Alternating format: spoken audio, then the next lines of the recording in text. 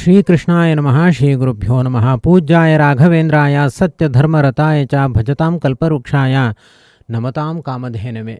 ಫಾಲ್ಗುಣ ಮಾಸದ ಶುಕ್ಲ ಪಕ್ಷದ ಏಕಾದಶಿ ಮಾರ್ಚ್ 10ನೇ ತಾರೀಕು ಸೋಮವಾರದ ದಿವಸ ಆಗತವಾಗಿದೆ. ಇಂದಿನ ದಿನ ವಿಷ್ಣು ಸ್ಮರಣೆ ಪೂರ್ವಕವಾಗಿ ಪ್ರತಿಯೊಬ್ಬರೂ ಕೂಡ ಆಹಾರ ನೀರುಗಳನ್ನು ಪರಿತ್ಯಾಗ ಮಾಡಿ ಕೇವಲ ಶ್ರೀಹರಿಯ ಸಂಪ್ರೀತಿಗೋಸ್ಕರ ಉಪವಾಸ ವ್ರತವನ್ನ ಆಚರಣೆ ಮಾಡಬೇಕು. ಏಕಾದಶಿ ಉಪವಾಸವನ್ನು ಆಚರಣೆ ಮಾಡುವುದರಿಂದ ಎಲ್ಲ ವಿಧವಾದ ಪಾಪಗಳು ಕ್ಲೇಶಗಳು ದೂರ ಆಗುತ್ತವೆ. ಅದರಲ್ಲೂ ಫಾಲ್ಗುಣ ಮಾಸದ ಶುಕ್ಲ ಪಕ್ಷದ ಏಕಾದಶಿ ಆಮಲಕಿ ಏಕಾದಶಿ ಅಂತಾನೆ ಪ್ರಸಿದ್ಧವಾಗಿದೆ. ಆಮಲಕಿ ಅಂತಂದ್ರೆ ನಲ್ಲಿಗಿಡ ಅಂತ ಅರ್ಥ.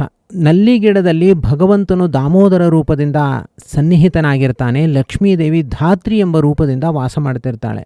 ಈ ನಲ್ಲಿಗಿಡದ ಸೇವೆಯನ್ನು ಮಾಡುವ ಮೂಲಕ ಅಥವಾ ಅದರ ಕೆಳಗಡೆ ಜಾಗರ ಅಥವಾ ವಿಷ್ಣು ಪೂಜೆ ಮೊದಲಾದವುಗಳನ್ನು ಆಚರಣೆ ಮಾಡುವ ಮೂಲಕ ಯಾರು ಏಕಾದಶಿ ಉಪವಾಸವನ್ನು ಆಚರಣೆ ಮಾಡ್ತಾರೋ ಅವರ ಎಲ್ಲ ಇಷ್ಟಾರ್ಥಗಳು ನೆರವೇರುವುದು ಅಷ್ಟೇ ಅಲ್ಲದೆ ಉತ್ತಮ ಲೋಕಗಳನ್ನ ಅವರು ಹೊಂದುತ್ತಾರೆ ಎಂಬುದಾಗಿ ಪದ್ಮಪುರಾಣಾದಿಗಳು ವರ್ಣನೆ ಮಾಡುತ್ತವೆ. ಮಾಂಧಾತ ರಾಜನಿಗೆ ವಸಿಷ್ಠ ಋಷಿಗಳು ಈ ಆಮಲಕಿ ಏಕಾದಶಿಯ ಬಗ್ಗೆ ಅತ್ಯದ್ಭುತವಾದ ವಿಚಾರಗಳನ್ನ ಹಾಗೂ ಇದರ ವಿಧಿವಿಧಾನಗಳನ್ನ ಉಪದೇಶ ಮಾಡಿದ್ದಾರೆ. ಅದೇ ಸಂದರ್ಭದಲ್ಲಿ ವಿಡೂರಥ ಎಂಬ ರಾಜನ ಬಗ್ಗೆಯೂ ಕೂಡ ಅವರು ಉಲ್ಲೇಖವನ್ನು ಮಾಡಿದ್ದಾರೆ.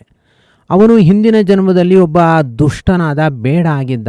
ಅಕಸ್ಮಾತ್ ಇವನು ಆಮಲಕಿ ವೃಕ್ಷದ ಕೆಳಗಡೆ ಏಕಾದಶಿ ವ್ರತವನ್ನು ಆಚರಣೆ ಮಾಡ್ತಾ ಇರುವಂತಹ ವೈಷ್ಣವರ ಸಂಪರ್ಕಕ್ಕೆ ಒಳಗಾದ.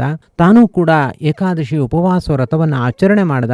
ಇದರ ಫಲದಿಂದ ಅವನು ಮುಂದಿನ ಜನ್ಮದಲ್ಲಿ ರಾಜನಾಗಿ ಹುಟ್ಟುತ್ತಾನೆ. ಅನಂತರದ ಜನ್ಮಗಳಲ್ಲಿ ಅವನು ಉತ್ತಮ ಲೋಕಗಳನ್ನು ಅವನು ಹೊಂದುತ್ತಾನೆ ಎಂಬುದಾಗಿ ಈ ಆಮಲಕಿ ಏಕಾದಶಿಯ ಮಹಿಮೆಯನ್ನ ಪುರಾಣವು ಕೊಂಡಾಡುತ್ತೆ. ಆದ್ದರಿಂದ ಯಾರು ನಲ್ಲಿ ವೃಕ್ಷವನ್ನ ಅಕಸ್ಮಾತ್ ಅಲ್ಲಿ ಹೋಗಿ ಸೇವೆ ಮಾಡಲಿಕ್ಕೆ ನಮ್ಮಿಂದ ಆಗದೇ ಇದ್ರು ಸ್ಮರಣೆ ಪೂರ್ವಕವಾಗಿ ನಲ್ಲಿ ವೃಕ್ಷದಲ್ಲಿ ಇರುವಂತಹ ದಾಮೋದರ ಹಾಗೂ ಲಕ್ಷ್ಮಿಯ ರೂಪಗಳನ್ನು ಚಿಂತನೆ ಮಾಡ್ತಾ ಏಕಾದಶಿ ಉಪವಾಸವನ್ನು ಆಚರಣೆ ಮಾಡ್ತಾರೋ ಅವರಿಗೆ ಸಕಲ ವಿಧವಾದ ಅಭೀಷ್ಟಗಳು ನೆರವೇರುತ್ತವೆ ಹಾಗೂ ಅವರ ಜನ್ಮವು ಸಾರ್ಥಕವಾಗುತ್ತೆ.